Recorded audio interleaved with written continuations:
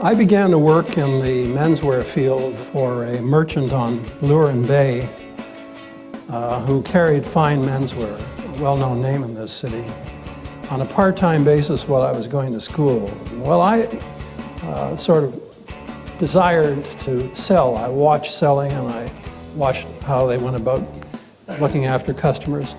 And one day, a customer stuck their head across the door, the vestibule, and said, "How much is that sweater in the window?" I said, "Oh, you mean this one?" I turned my back, and I walked around, it wasn't far behind the back of the counter, just a bit. I turned around, and there was a customer standing there. I pulled the sweater out of the plastic bag, and I'd learned all these quality features about it by listening to the salespeople. And I stuck it in front of them, and I said, "Feel this wonderful 4-ply cashmere sweater, and look how beautifully the hand loop neck." And I turned the sweater around and inside out and showed them the hand-sewn argyle effect, the diamonds, the intarsia diamonds. And I said, it's $75, and if you really would like to buy one or give one some way for Christmas, if you leave me a deposit, I'll set it aside for you. And he did. He gave me $20, and I rang up my first sale. What was I doing? I was getting the customer involved in the product, and I was getting him to appreciate the product. I found on Parliament Street, which was Cabbagetown, a store that a merchant was vacating who wanted to sell the lease and whatever fixtures he had in there, which were very crude wood shelves, for $1,500. And I thought, I'll make this location work. One day, a young man stood outside the door. His name was Ron O'Doherty, and he was a son of immigrants, Irish immigrants who lived in the neighborhood, and had made it out of that milieu and managed to work his way up within the Maclean Hunter organization and became a space rep for the Maclean magazine.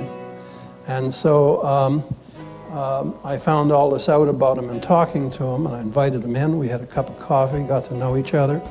And a couple of weeks later, he came in and bought a suit. Now, I measured him and I took a sample of his cloth and I put it on a card. And everything else that I knew about Ron O'Doherty, I found out who he worked for, who he responded to. I found out as much as I could about him and noted all that as information that would be useful for me in helping him to make further selections at a later date. And all his measurements were noted on the card. And so now I had my first customer. So I was working my way, as I say, to being a more complete store and keeping records on file of every customer so that if he came back a year or two later, I brought out his card, I showed him what was in his wardrobe, I showed him all the things that I thought were right for the kind of business that he was in. This all happened about a year after I opened on Richmond Street. The store was very successful. And in walked the gentleman that I looked after for a suit. His name was Stan Burkhoff, and I found out that he was the creative head of an advertising agency called Young and Rubicam. He came back and he said, "I'll tell you what I'll do." He says, I'll do some ads for you. There are two conditions, though. First is, it'll cost you 2 suits per ad. The second is that you can't change a thing.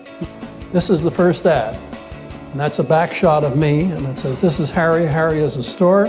Harry sells suits. Harry's suits are all naturally tailored. Harry calls this lean, unpadded styling the Cambridge look. Harry specializes in the Cambridge look. If you like the Cambridge look, remember his name, Harry." Stan was a brilliant writer, by the way. He would always finish off the ad with a punchline. "Ask Harry" continues. And it catches on fast, real fast, because I remember walking down Bay Street and hearing 2 guys standing talking to one another, and he said, "I don't know, ask Harry." Men still are loyal to people who they trust, and that if they trust you, it's because you have product knowledge and you can understand how their minds work and what type of work they do and what's appropriate for them. You do those things, you're going to be successful in any market.